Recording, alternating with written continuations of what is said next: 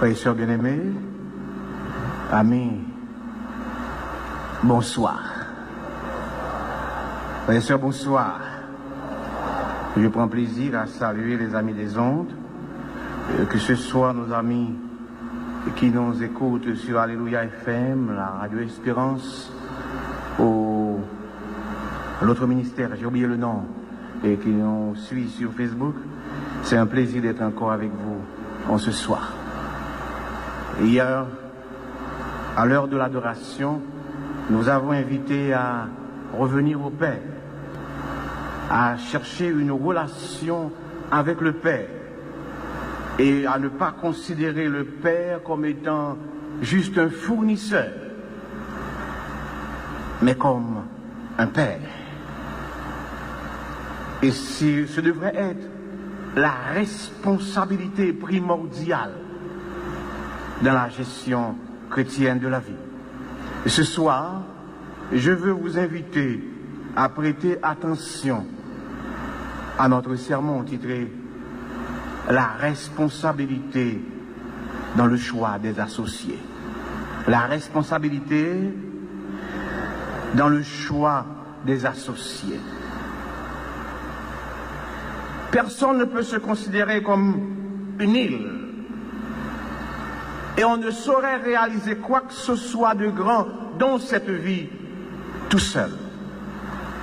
Nous sommes des êtres sociables.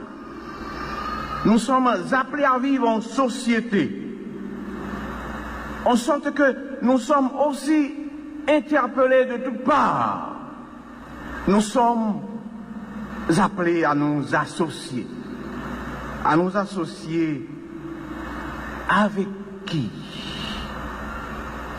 Dans le cadre de la gestion, quand on parle de gestion, choisir un associé est crucial. Je vous fais grâce aujourd'hui de tous ces types de sociétés qu'on connaît dans le management. Et je ne veux pas parler des sociétés par action, je veux tout simplement considérer les associés. Un associé est quelqu'un qui est appelé à contribuer au progrès d'une entreprise. En réalité, il nous arrive de choisir des associés et de les oublier. Il nous arrive de choisir des associés et de faire route sans eux. Il nous arrive de choisir des associés comme par hasard. Il nous arrive de choisir des associés sans critères. Cependant, dans le domaine de la gestion, le besoin d'associés se justifie. Le besoin d'associés se justifie dans un besoin de compétences. On a besoin d'ajouter d'autres compétences à l'entreprise, alors on choisit des associés qui peuvent contribuer dans le domaine de la compétence. On choisit des associés si on veut augmenter son portefeuille, quelqu'un qui vient intervenir dans le domaine des finances. Si on en a besoin, on choisit des associés quand on veut renforcer l'équipe travaillante. En sorte que le besoin doit se faire sentir soit dans le domaine des compétences, soit dans le domaine des finances ou dans le travail d'équipe. En sorte que l'associé, comme on le comprend dans la gestion séculière, contribue en industrie, en nature et en numéraire. On ne saurait parler d'associés sans considérer un objectif commun, car l'objectif doit être partagé, adopté par l'associé, et en choisissant l'associé, on doit absolument vérifier que c'est possible d'établir une relation professionnelle avec lui. Bien choisir ses associés nécessite obligatoirement une vérification les objectifs de vie. Où est-ce qu'on veut aller? Et qui peut nous aider à atteindre ces objectifs? Et quelle est donc la possibilité d'entretenir une relation avec cet associé? Étonnamment, ce principe de management, de gestion de la vie séculière trouve son écho dans la parole de Dieu. Le prophète Amos, chapitre 3, le verset 3 nous dit: deux hommes marchent-ils? Vous ne connaissez pas ce verset? Deux hommes marchent-ils ensemble sans en être convenus? On ne saurait faire la route ensemble sans une entente. Et c'est particulier à l'associé, parce que l'actionnaire investit et attend les dividendes. L'associé participe à la planification, à l'orientation et même à l'exécution. Et c'est pour cela, frères et sœurs bien-aimés, nous devons choisir avec soin nos associés. Dans Proverbes chapitre 1er, à partir du verset 10, nous venons de le lire, nous retrouvons un cri de cœur. Et j'aurais bien aimé relire avec vous. Ouvrez vos Bibles et lisez avec moi. Proverbes chapitre 1er. Proverbes chapitre 1er à partir du verset 10. Mon fils, c'est des pécheurs. Oh, vous n'y êtes pas. J'aimerais lire avec vous. Mon fils, si des pécheurs veulent te séduire, ne te laisse pas gagner. Déjà au verset 10, c'est un avertissement. C'est comme si l'on dirait, on ne peut pas s'associer à n'importe qui. C'est un principe de base de la gestion chrétienne de la vie.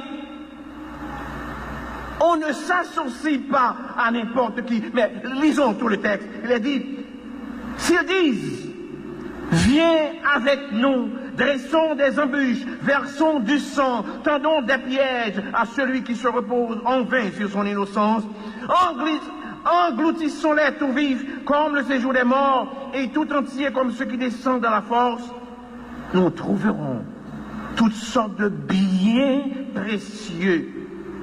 Nous remplirons de butin nos maisons. Tu auras ta part avec nous. Et il n'y aura qu'une bourse pour nous tous. En lisant ce texte ce matin, je me suis demandé, est-ce que Salomon a visité le village de Dieu? Est-ce que par hasard il a payé une petite visite à Grand Ravine pour savoir ce qui se passe parmi nous? En réalité, il décrit notre situation où nous sommes interpellés à nous lancer dans une voie facile, à gagner de l'argent facilement, au mépris et au détriment des autres. Mais le cri de cœur, c'est le cri d'un père. Il dit, mon fils, ne te mets pas en chemin avec eux. Détourne ton pied de leur sentier, car leurs pieds courent mal, et ils ont hâte de répandre le sang. Mais engin, jetons le filet devant les yeux de tous, qui a des ailes. Et eux, c'est contre leur propre sang qu'ils dressent des embûches. C'est à leur âme qu'ils tentent des pièges. Ainsi arrive-t-il à tout homme avide de gain. La cupidité cause la perte de ceux qui sinnent. Frères et sœurs bien-aimés, la parole de Dieu est d'actualité. Nous sommes tiraillés de toutes parts. Et nous avons des offres alléchantes. Pour ceux qui ne travaillent pas, il y a des offres alléchantes. Dans ce pays où il n'y a pas beaucoup d'options, il y a des offres alléchantes. Et le travail, proprement dit, n'est pas honoré parce qu'il y a de l'argent facile dans les rues. Peut-être que vous ne le saviez pas. Mais il y a de l'argent facile dans les rues. Mais la parole du Seigneur en ce soir vous enjoint à ne pas faire route avec ces gens-là. Mon fils, ne te mets pas en chemin avec eux. Je pense que l'invitation a été une invitation à faire partie d'un gang. C'était donc l'invitation à participer au kidnapping pour avoir de l'argent. Mais c'est aussi une association en affaires. C'est comment gagner de l'argent. Mais le texte parle de salut, en sorte que ce n'est pas seulement gagner de l'argent, parce que la Bible nous dit qu'ils courent à leur perte. C'est une forme de gestion de la vie. On gère sa vie pour le présent, pour le moment présent, pour le pain du jour, et on oublie qu'il y a une âme à gagner, il y a une âme à sauver.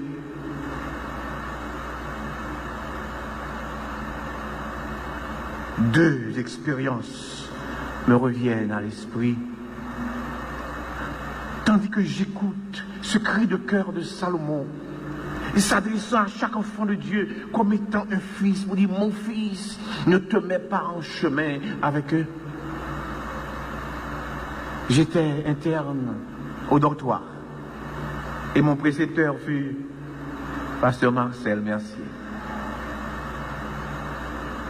Il m'a mis dans une chambre avec un jeune homme, peut-être qu'il ne le savait pas. Je ne vais pas donner son nom. Un jour, tandis qu'il était uniquement en sous-vêtements, j'ai vu qu'il avait des cicatrices à la jambe gauche. Et je le regardais pour dire: qu'est-ce qui se passe avec toi? Parce que c'était des cicatrices assez bizarres. Et il m'a dit: c'est à cause de ces cicatrices que je suis ici. Il dit: explique-moi un tout petit peu. Parce que j'étais comme un grand frère pour lui. Il m'a dit: dans mon quartier, on m'avait invité à participer à une association. Et là, pour le plaisir, parce que je n'avais aucun besoin, nous devrions dépouiller les gens, faire le vol à l'étalage dans les maquettes. Et c'est ainsi qu'un jour, la police nous a surpris. Et je ne savais pas. L'un d'entre nous était armé. Il a fait feu sur la police. Et la police a fait feu sur nous. J'ai été atteint à la jambe gauche. Et pour me sauver, c'était exactement ces mots, ma mère m'a envoyé ici. Et je lui ai dit, après ton passage ici, que comptes-tu faire? Et il m'a répondu, j'étais heureux de l'entendre. J'ai rencontré le Seigneur ici au dortoir. Je ne me mettrai plus en chemin avec. Le cri de cœur de Salomon, c'est que nous puissions aller au-delà de cette vie. Choisir la vie qui déborde jusque dans l'éternité. Et c'est pour cela qu'il nous dit, mon fils, ne te mets pas en chemin avec eux. J'estime peut-être, Et je le crois, que dans cette assemblée, nous n'avons pas, nous n'en avons pas de membres de gang quelconque. Vous êtes de très bonnes personnes. Mais vous savez, les gangs ne se trouvent pas uniquement à Village de Dieu. Les gangs ne sont pas seulement à Martissant. Les gangs sont dans nos bureaux. Les gangs sont dans nos écoles. Les gangs sont dans nos quartiers. Les gangs sont formés par nos amis. Quand nous nous mettons ensemble pour dépouiller un frère, quand nous nous associons pour gagner de l'argent de manière frauduleuse, nous avons pris le mauvais chemin. Quand nous nous associons à l'injustice, nous faisons aussi partie de gangs. Et l'invitation qui nous est adressée en ce soir est personnelle. Mon fils, ne te mets pas en chemin avec eux. Peut-être que là où tu travailles, dans ton bureau, on est en train de concocter quelque chose de pas si clair, laisse-moi dire ça comme ça. Et nous l'appelons racket, nous l'appelons business, mais nous oublions que c'est un gain au détriment d'un autre. C'est comme de l'argent facile. Mon fils, dit Salomon ce soir, ne te mets pas en chemin avec eux. Peut-être, dans tes plans et projets, tu n'envisages que la vie facile. Je suis venu vous dire que ce n'est pas le bon chemin. Dans le cadre de la gestion chrétienne de la vie, je veux aujourd'hui vous proposer un associé.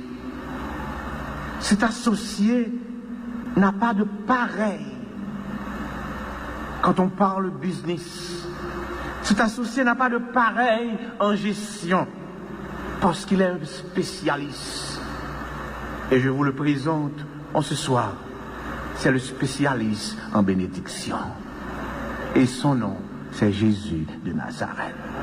Quand vous vous associez à ce Jésus, vous allez vous rendre compte que les critères pour le choix d'un associé vont être confirmés parce qu'il est spécialiste en compétences, il est la source de toute sagesse. Si vous voulez comprendre que quand en vous associant à Jésus, vous êtes en présence de quelqu'un qui peut apporter une grande différence dans vos finances, parce qu'à l'Éternel, la terre est ce qu'elle renferme. Et si vous voulez d'un bon coéquipier, comme associé, pour renforcer votre entreprise, pour renforcer votre vie, je vous dis qu'il est encore un spécialiste, car il est celui qui n'abandonne jamais. Il sera à votre côté, en temps et hors de temps, parce qu'il est le spécialiste des bénédictions. Et c'est pourquoi, dans sa parole, nous lisons, c'est la bénédiction de l'Éternel. Ah, vous n'y croyez pas. C'est la bénédiction de l'Éternel. Mais les autres sont aussi riches. Isaac, il a beaucoup d'argent. Ils possèdent tout ce qu'ils veulent, ils sont aussi riches. Mais il manque une chose à leur richesse. Il manque une chose parce que la promesse de Dieu n'est pas accomplie en leur faveur. Il dit, c'est la bénédiction de l'Éternel qui enrichit et Et il ne l'a fait suivre d'aucun chagrin, en sorte que leur chagrin ne sera pas la nôtre si c'est l'Éternel qui nous bénit. Le Seigneur n'est pas contre la richesse, mais le Seigneur veut une richesse basée sur la bénédiction, bien-aimé. Et le Seigneur est prêt à bénir. Je me rappelle, un jour, il était en business ici à l'école, et j'étais en théologie. Et un jour, il m'a dit, tu sais, vous autres théologiens, vous ne serez jamais riches. Et j'ai dit, mais pourquoi? Il dit, parce que nous bat l'argent, mauvais nom. Nous parlons mal l'argent. Et qu'est-ce que nous disons de mal au sujet de l'argent? Il dit, vous appelez l'argent de l'argent sale. Alors parce que vous dites que l'argent est sale, l'argent ne va pas vous fréquenter.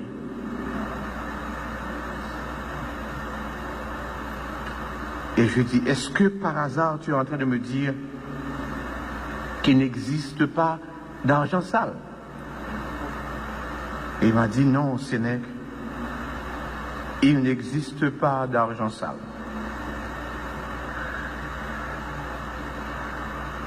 Quel que soit comme là, m'appelle. Bien-aimé, ce n'est pas ce que le Seigneur appelle bénédiction. Si vous voulez comprendre ce que le Seigneur appelle bénédiction, je vais vous inviter maintenant à payer une petite visite dans la maison de Jacob, à revoir la vie de Jacob. Et vous allez comprendre qu'est-ce que cela veut dire bénédiction. Jacob, toute sa vie, a été un homme à problème.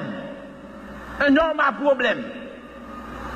Jacob, tout d'abord, a voulu avoir la préséance sur son frère, qui est, quoique jumeau, l'aîné.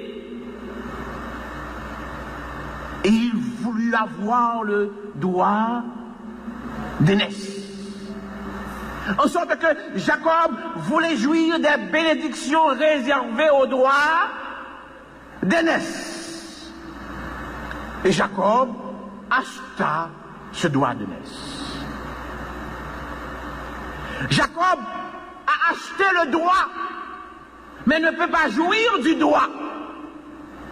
Parce qu'on n'achète pas la bénédiction. Oh, peut-être que vous n'êtes pas d'accord avec moi ce soir, mais je veux vous dire, on ne peut pas acheter sa bénédiction. Vous aurez beau donner de l'argent à l'église, on n'achète pas la bénédiction. La bénédiction est donnée gratuitement par le Seigneur. Si vous croyez qu'à force de fortes dîmes et de grosses offrandes, vous allez être bénis, vous ne serez pas bénis. On n'achète pas la bénédiction. Jacob acheta le droit d'aînesse, mais pas encore la bénédiction. Et quand le père devait bénir, c'est le moment crucial. La bénédiction est en train de filer entre ses doigts. Alors, il a dû utiliser un stratagème pour avoir la bénédiction, en sorte qu'il utilisa la ruse. La ruse ne confère pas la bénédiction. Étonnamment, le père a béni Jacob. Et ce n'est qu'à ce moment que sa misère commence. C'est exactement à ce moment que Jacob a dû fuir la maison. Il n'a pas la paix. Et sa famille est upside down, comme on le dirait. Ce n'était pas un signe de bénédiction. Mais étant donné que Jacob, lui, a ses moyens et particuliers pour acquérir la bénédiction, pour se faire une richesse, il est parti chez Laban. Et arrivé chez Laban, il utilisa la ruse pour avoir un cheptel beaucoup plus grand. C'est pour ravir de Laban et ses animaux. Il en a eu. Il en a eu plein. Mais ce n'était pas la bénédiction, parce que tout ceci a attiré des malheurs sur Jacob. En réalité, il se bat pour être béni, il se bat pour être riche. Mais il a utilisé une mauvaise association. Une première association avec sa mère. Et quand il veut être de retour, il utilisa une autre association avec des serviteurs pour dire à Ésaü, voici les cadeaux que j'envoie. Il est en train de soudoyer Ésaü. Il se protège. Il envoie les femmes et les enfants. Si jamais on doit tuer, on les tuera. Mais lui, il sera en vie. Il n'est qu'un coquin. Il a sa manière à lui d'acquérir et de protéger ses biens. Et même là, ça n'a pas marché. Parce que Ésaü a promis une réplique sans pareil. Il promet la guerre. Jacob a acheté la bénédiction. Il ne veut pas en jouir. Il a utilisé la ruse en vain. Il est parti chez Laban.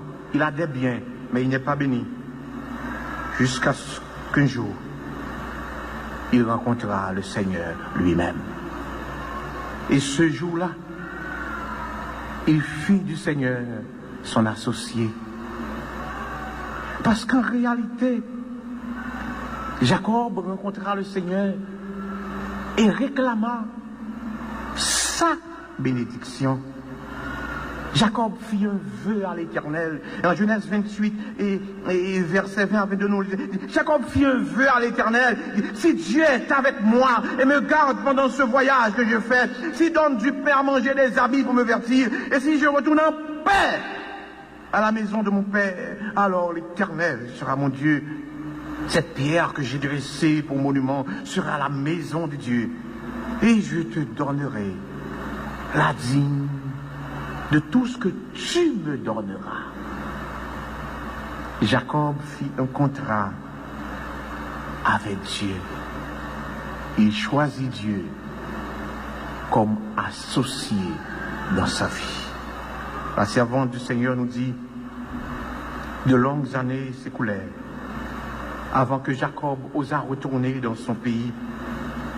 Mais lorsqu'il y revint, il s'acquitta fidèlement de la dette qu'il avait contractée envers son maître. Devenu riche, j'aimerais que vous notiez, il est devenu riche. Il consacra une grande partie de ses biens au Seigneur. Frères et sœurs bien-aimés, en ce soir, je suis venu vous inviter à choisir Dieu comme associé. Pas envier bénédiction de l'autre monde. Le Seigneur a en réserve de grandes bénédictions. Ne faites pas comme Jacob. N'enviez pas le droit d'aînesse d'Ésaü. Le Seigneur a donné le droit d'aînesse d'Ésaü, mais il a en réserve des bénédictions pour Jacob. N'utilisez pas la ruse pour être béni, pour être riche. Le Seigneur a une grande bénédiction en réserve pour ceux qui les choisissent comme associés. Bien-aimés, vous n'avez pas besoin de voler.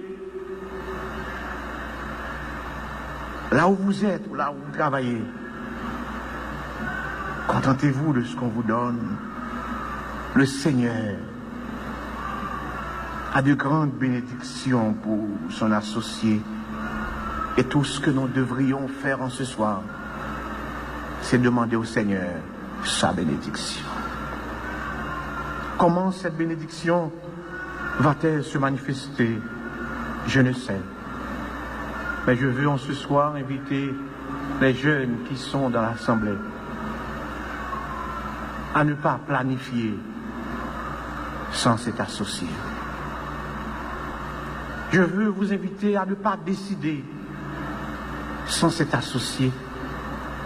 Je veux en ce soir vous inviter à le choisir pour vos projets particuliers et en particulier pour la vie en général, pour toute votre vie. Que le Seigneur soit votre associé. Ne vous mettez pas en chemin avec les brigands. Ne vous mettez pas en chemin avec les malfaiteurs. Ne vous mettez pas en chemin avec les ravisseurs. Ne vous mettez pas en chemin avec ceux qui pratiquent l'injustice. Choisis l'Éternel comme votre associé. Si seulement vous le faites, des merveilles se produiront dans votre vie. Je me rappelle encore de cet homme que j'ai rencontré dans mon ministère et qui m'a marqué. J'étais son pasteur, mais il m'a enseigné beaucoup de choses sur la gestion chrétienne de la vie. Il me disait toujours que Dieu, c'est son associé. Et pour Dieu, il y a des dividendes. Sa dîme et ses offrandes ne sont pas négociables en aucun cas. Il donnait régulièrement 10% de dîme et 10% d'offrande, quel que soit l'argent reçu. Ça, je le savais, et on le connaissait comme étant un homme fidèle. Un jour, j'étais plus son pasteur, mais j'ai reçu un appel de sa femme. Il était alité. Il était à l'hôpital Justinien du Cap-Haïtien et on m'a fait venir. Il était dans un état lamentable. Lamentable. Les médecins en avaient marre. Les infirmières aussi. Parce qu'il avait en main une prescription qu'il ne pouvait pas exécuter. Et on était en train de dire à la femme, puisque vous n'avez pas les moyens de vous acheter les médicaments, laissez l'hôpital. Qu'il aille mourir à la maison. Et il était là à gémir. Parce que le personnel soignant ne disposait pas de médicaments pour lui. Et on l'a invité à aller mourir à la maison. Et quand je suis arrivé, la femme m'a expliqué cette situation et m'a dit, pasteur, on a besoin uniquement de $300, 1500 gouttes. 1500 gouttes pour sauver une vie. Et je lui ai dit, waouh, c'est tout ce dont on a besoin. Et c'est pour cela que vous subissez toutes ces humiliations à l'hôpital. 1500 gouttes. Alors, j'ai pris ma voiture, je suis descendu dans la rue et je suis revenu avec 1500 gouttes. 1500 gouttes, c'était le prix à payer pour qu'il puisse avoir la vie. Et j'ai remis les 1500 gouttes à la femme. C'était l'heure d'aller au bureau. Arrivé au bureau, le téléphone a sonné. Et la femme de m'appeler pour dire, pasteur, j'ai besoin de toi. Absolument, il faut venir. Mais qu'est-ce qu'il y a encore? J'ai déjà donné les 1500 gouttes. Il y a un problème. Et quand je suis arrivé, il m'a dit, à ton départ, il m'a tendu la main. Et je lui ai dit, quoi? Il m'a dit, l'argent. Je dis, oui, je vais acheter les médicaments. Il dit, l'argent. Et la femme lui a donné les 1500 gouttes sur son lit d'hôpital. Il a enlevé 300 gouttes qu'il a placé sous son oreiller. Et il remet le reste à la femme pour dire, tu vas acheter des médicaments avec ça. Et la femme me dit, mais c'est pas suffisant. On a besoin de 1500 gouttes. Je m'en fous de ce que vous avez besoin. Ce que j'ai retiré, c'est m'a dit, mais mes offrandes. La dame me dit, mais ça ne concerne pas la dîme et les offrandes, c'est de l'argent qu'on a donné pour les médicaments. Et il a répondu, dans tout ce que je reçois, moi, il y a dîmes et offrandes. Je suis un associé avec Dieu. Si je dois mourir, que je meure. Et la dame ne pouvait pas comprendre. Quand je suis arrivé à l'hôpital et qu'elle m'a raconté cela, j'étais agacé. J'avais envie de dire aux frères que là, tu ne comprends rien. Alors, je suis le pasteur, vous comprenez? Alors, je devrais l'encourager à donner sa vie, mais ses offrandes. Mais pas sur les 1500 gouttes que j'ai données pour les médicaments. Et il me regarda pour me dire, pasteur, ça concerne mon Dieu et moi. Que pourrais-je dire? Je n'avais pas d'autre argent et je l'ai laissé avec son Dieu. Je suis parti et je me suis dit, je ne veux pas retourner le voir à l'hôpital. Je dois être sincère.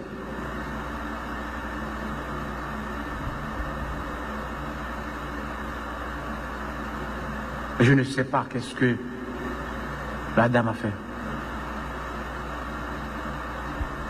Le lendemain matin, j'étais assis tranquillement à mon bureau et le téléphone a sonné.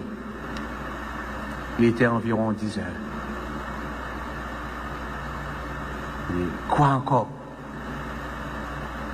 J'ai fait ce que je devrais faire. J'ai donné l'argent des médicaments. Maintenant, si on ne l'a pas acheté, je m'en fous, moi. Et mais j'ai décroché quand même. Il dit, pasteur, j'ai besoin de toi. Il dit, quoi encore? Il dit, j'ai besoin de libre pour mener la caille.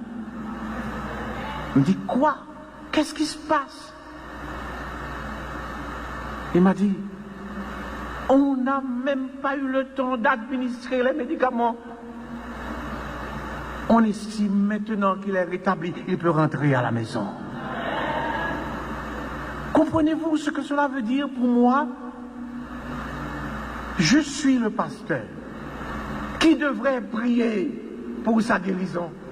Je croyais dans les médicaments et c'est normal. Mais c'était une question de relation avec Dieu. Ce n'est écrit nulle part dans la Bible que l'on doit prendre l'argent de ces médicaments pour donner comme dîme et offrande.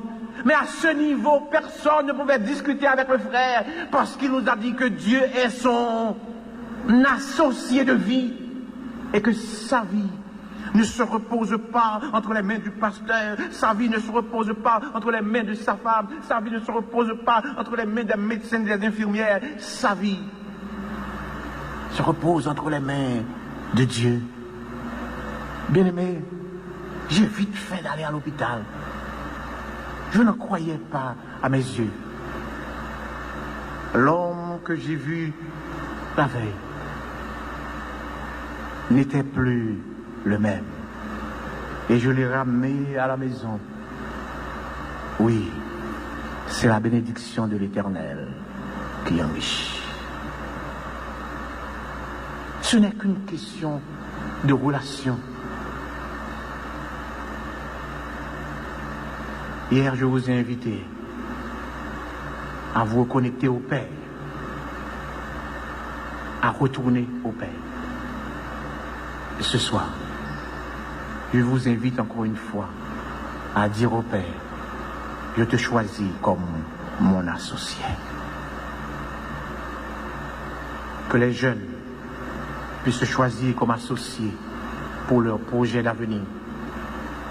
Que les parents le choisissent aujourd'hui comme leur associé dans tout ce qu'ils vont entreprendre.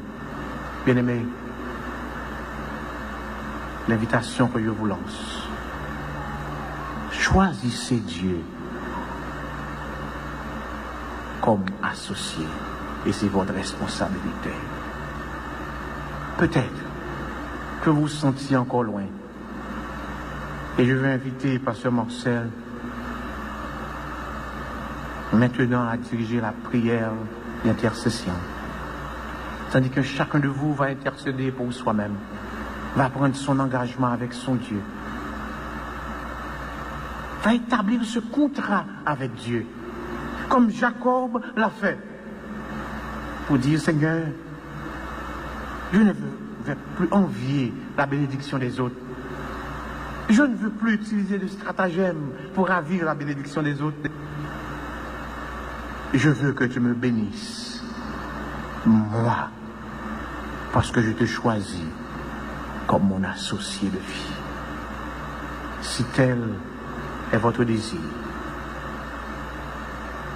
jetez-vous à genoux. Pasteur Marcel va prier à haute voix, mais chacun va prier pour soi-même. Tandis que nous chantons, Seigneur, attire mon cœur à toi. Je te désire tout près de moi. Et si vous voulez que le Seigneur soit à votre côté, tout près de vous, tous les jours, dans tout ce que vous faites, dites-le maintenant, par la prière. Choisis Jésus comme votre associé. Seigneur, attire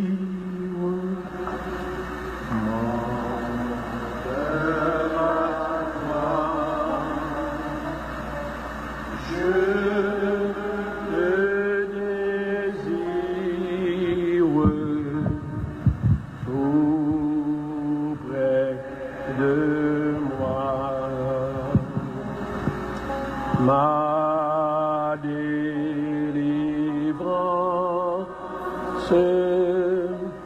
dans le danger,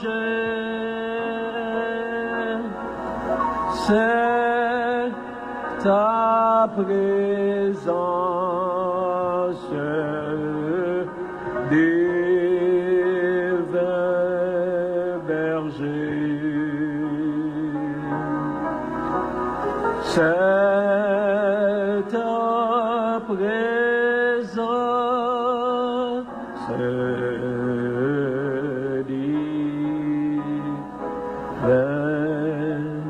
berger. Notre Seigneur et notre Dieu, merci pour notre présence ici ce soir.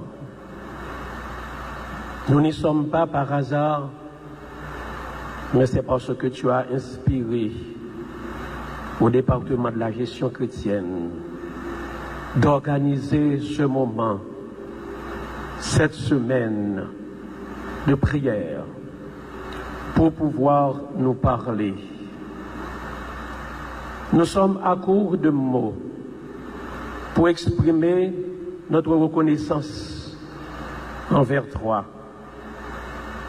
Mais Seigneur, un seul mot merci est capable de te traduire ce que nous ressentons ce soir étant devant ta face. Pardonne les péchés de chacun de nous agenouillés à tes pieds. Nous sommes tellement sales spirituellement que nous ne devrions pas être là. Mais c'est toi qui nous demandes de nous approcher avec assurance du trône de la grâce. C'est pourquoi nous venons, afin que tu exerces envers nous ta miséricorde et que tu nous pardonnes et que tu nous mettes dans l'état pour pouvoir nous adresser à toi. Merci pour ton serviteur qui nous a parlé. Tu l'as inspiré pour qu'il nous parle depuis hier. Et encore ce soir, il nous a parlé. Et encore mercredi et vendredi, nous serons encore là. Et que ton Saint-Esprit l'imprègne. Et qu'il puisse nous nourrir. Et qu'une transformation se produise dans le cœur de chacun de nous. Tu connais les problèmes que chacun de nous fait face, Seigneur. Problèmes matériels, problèmes spirituels, surtout à cause de la crise que traverse le pays. Les problèmes deviennent de plus en plus cuisants et beaucoup de familles ne savent où se donner la tête. Mais ce soir, tu nous as demandé d'être associés avec toi, d'améliorer notre relation avec toi et avec nos semblables. Aide-nous, Seigneur, à le faire de tout notre cœur, que nous puissions nous approcher de toi, que nous puissions vivre pour toi, que nous puissions te représenter et que partout où nous portons les pas, qu'on puisse te voir en nous. Nous te remettons l'institution là où nous écoutons ta parole, l'Université adventiste d'Haïti.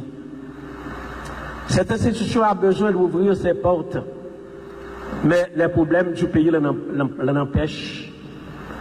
Et non seulement cette institution, mais beaucoup d'autres dans le pays. Interviens, Seigneur, pour que la paix puisse régner dans le pays selon ta volonté. Éclaire les dirigeants afin qu'ils trouvent la bonne manière de mettre la paix. Et merci d'être avec nous, de nous permettre de laisser ces lieux avec ta paix, ta grâce et ton Saint-Esprit. Que ton Seigneur soit béni. C'est au nom de Jésus que nous te prions. À lui seul soit l'honneur, la gloire, la magnificence au siècle des siècles. Amen.